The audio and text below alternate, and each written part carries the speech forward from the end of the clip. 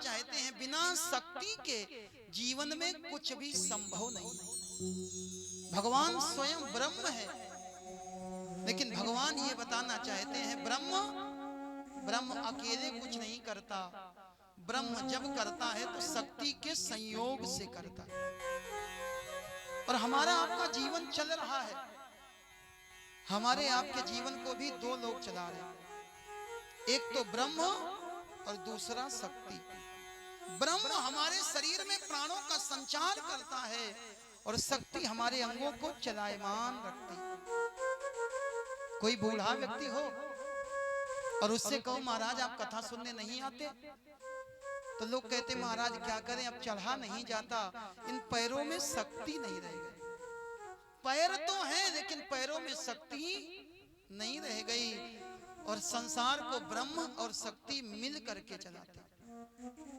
जिस समय महाराज मनु और शत्रुपा ने भगवान की तपस्या करी, मनु और शत्रुपा ने भगवान को पाने के लिए तपस्या करी, इतनी घोर तपस्या करी कि ब्रह्मा विष्णु और महेश तीनों आते हैं और बार बार कहते वरम रोही वरदान मांगो, लेकिन परम धीर नहीं चल ही चलाए।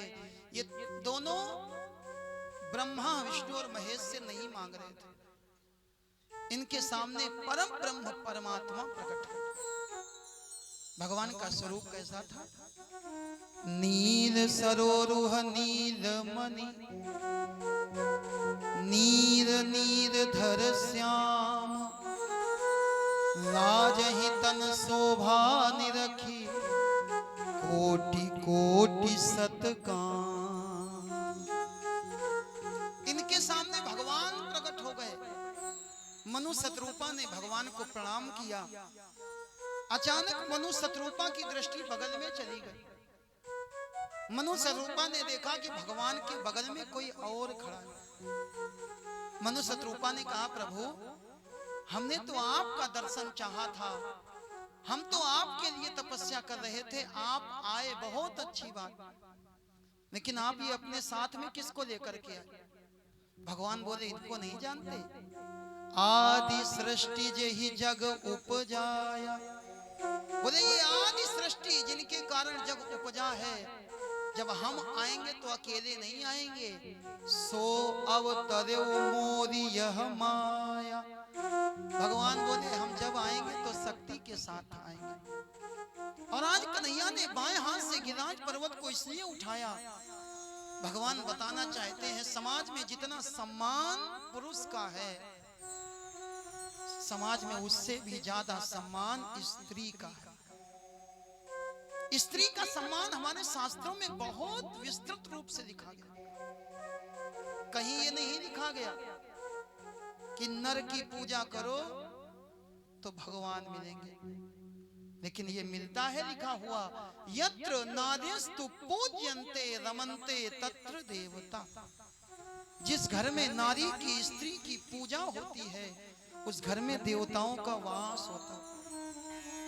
अब पूजा करने का मतलब आप ये ना समझना कि रोली चावल फूल माला लेकर के पत्नी के गले में माला डाल करके टीका लगा के आरती उतारने लगो। पूजा का मतलब मेरे भाई ये होता है कि हम उसका सम्मान करें। और थोड़ा और विचार करो, अगर आप ही अपनी स्त्री का सम्मान नहीं करोगे तो स्त्री का सम्मान फिर कौन करेगा? एक स्त्री, जो स्त्री का जीवन है, स्त्री का जीवन त्याग का प्रतीक है। स्त्री जीवन भर त्याग करती है और ऐसी स्त्री का सम्मान होना चाहिए। इसीलिए भगवान ने गिरिराज पर्वत को बाएं हाथ से उठाया। इंद्र ने जल बरसाया, 7 दिन 7 रात तक जल बरसा, लेकिन ब्रज मंडल में एक भी बूंद जल का छींटा नहीं आया। ये जल चला कहां गया? अनेक संतों ने अनेक भाव दिए।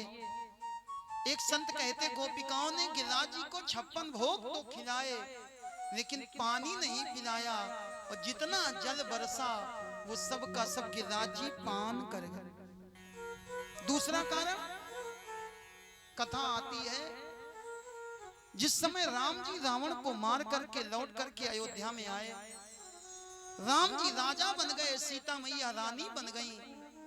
एक दिन मां सीता ने राम जी से कहा, प्रभु वैसे तो आप ब्राह्मणों के ऊपर बहुत कृपा करते, आपका अवतार ही ब्राह्मणों के ऊपर कृपा करने के लिए हुआ। भगवान के अवतार का कारण विप्रधेनु सुर संत हित।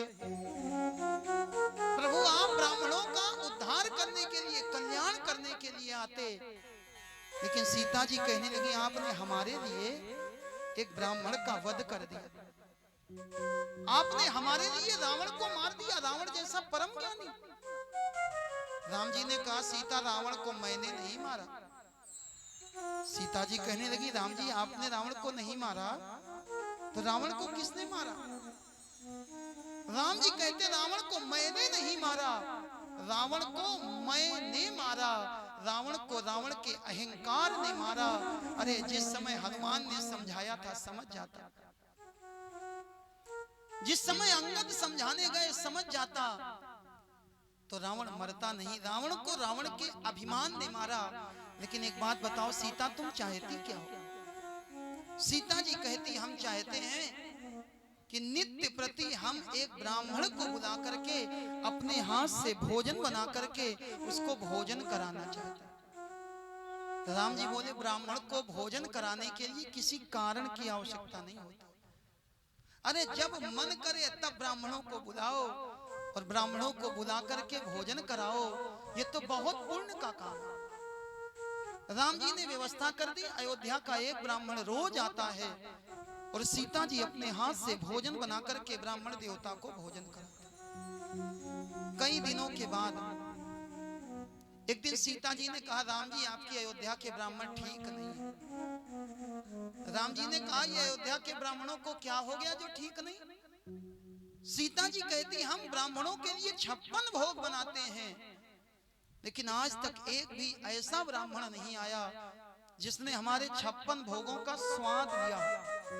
कोई 2 भोग, कोई 4 भोग खा करके तृप्त हो जाते और महाराज हमारे 56 भोग रखे रह जाते।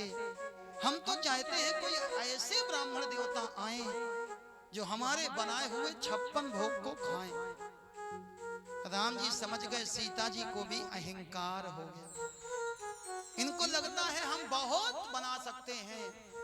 राम जी ने कहा, देवी का थोड़ा ठीक व्यवस्था कर लेना, कल हम बाहर से पंडित जी बुलवाएंगे। दूसरे दिन राम जी ने अगस्त जी महाराज को निमंत्रण दे दिया।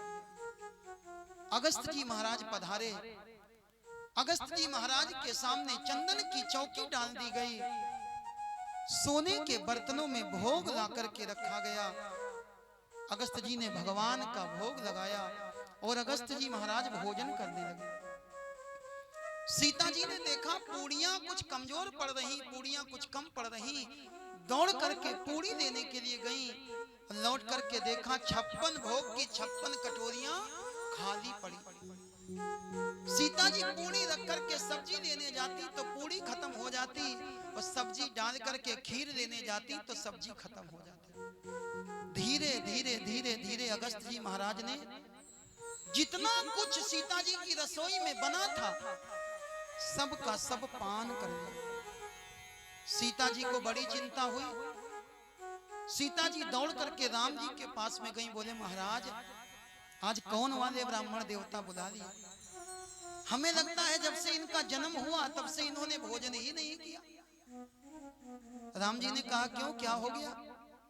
सीता बोली, महाराज हुआ कुछ नहीं, हमने जितना भंडारा बनाया था सारा का सारा अगस्त जी पान कर गए और कहते हैं अभी हमारा पेट नहीं भरा। राम जी ने कहा, कुछ बचा है क्या? सीता बोली, बचा बचा तो कुछ नहीं, खीर के भगोने में थोड़ी खीर चपकी रह गई। राम जी बोले, खीर को निकाल लेना, एक तुलसी का पत्ता डालना और डाल करके बाबा जी के सामने रख देना। सीता जी ने खीर में तुलसी का पत्र डाल करके ले जा करके जैसे ही अगस्त जी के सामने रखा, अगस्त जी ने कहा, बेटी महापूर्ण हो गया, अब हमको जल पिलाओ। सीता जी ने सोचा जिन्होंने भोजन इतना किया वो पानी कितना पिएंगे। दौड़ करके राम जी के पास में गई, हे राम जी हमने आपसे कहा था कि हम ब्राह्मण देवता को भोजन कराएंगे, भोजन कराने की जिम्मेदारी हमारी थी, पानी पिलाने की